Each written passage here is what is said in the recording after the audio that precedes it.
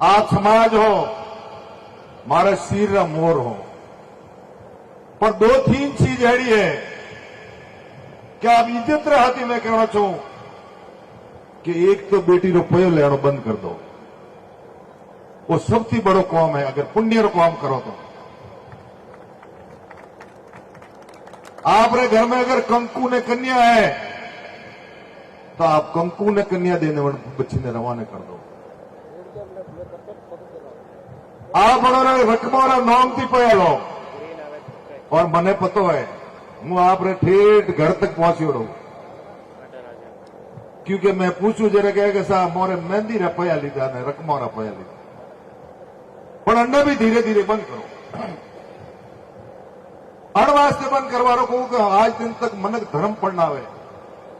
और आप में भी कई लोग एड़ा जो मैं पूछू छा कि साहब धर्म पढ़ना ही एक पाड़े धर्म पढ़ना ने महिला खूणा में पया लीधा वो नुकसान है।